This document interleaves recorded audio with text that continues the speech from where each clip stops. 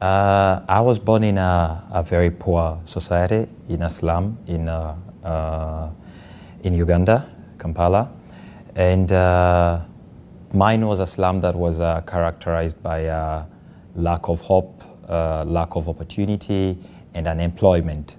I grew up seeing my friends drop out of school. I grew up seeing my friends get lured into drugs and see their dreams tarnished. Very young men with very promising futures. The lack of success that surrounded me as I grew up forced me to become very hardworking and also to harness the notion of social entrepreneurship.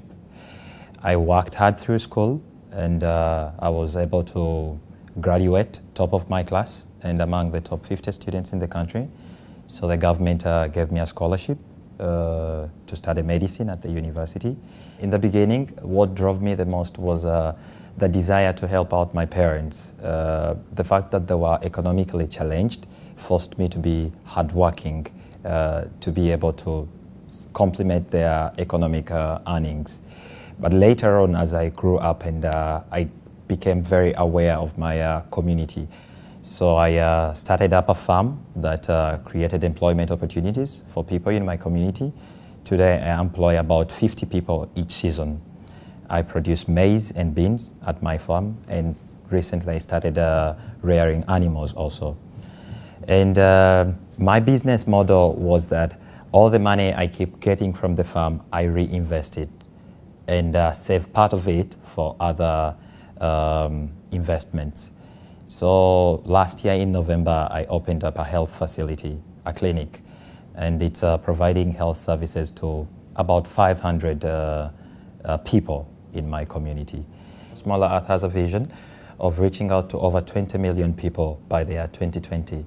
I joined the competition because, first of all, I found it to be a very fascinating idea.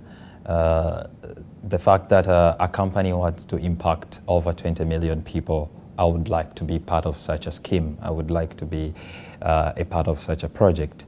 But also the fact that they were looking for people who could use their stories, to use their experiences to inspire people around the world.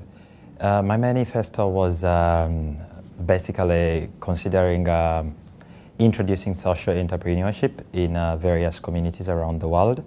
I looked at using simple methods to empower young people.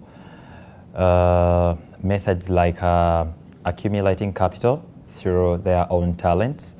I look at encouraging young people to do things like shoe repair or do things like making paper bags for different companies that sell different things.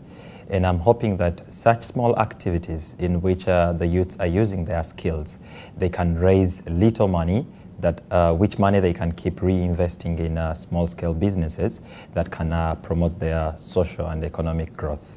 I'm hoping to work so much with students in high schools and also in universities, forming small groups to encourage them participate in this competition, to encourage them tell their story, and look out for as many young entrepreneurs around the world and unite them with Smaller Earth so that their stories can be brought out to inspire many other young people.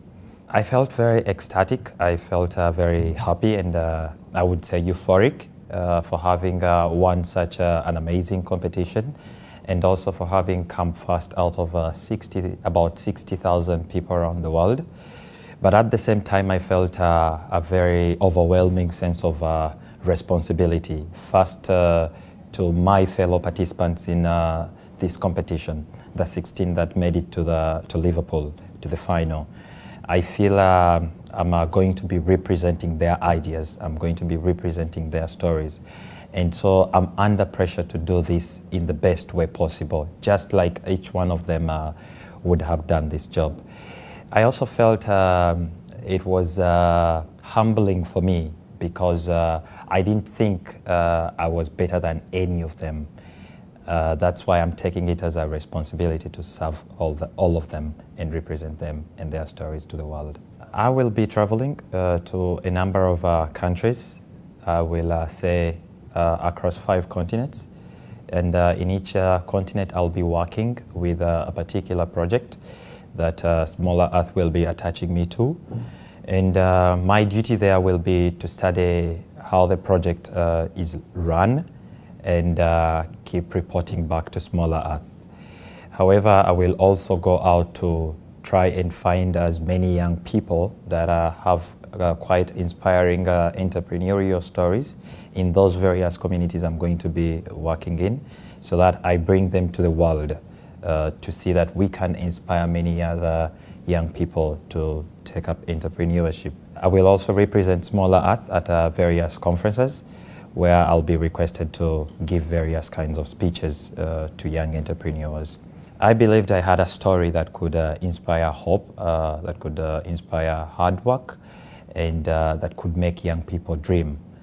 It's a very small story of success, but I believe it's one that can show the world, that can show the young people that whatever the condition you've been brought up in, or no matter your background, you can do something to improve life in your community.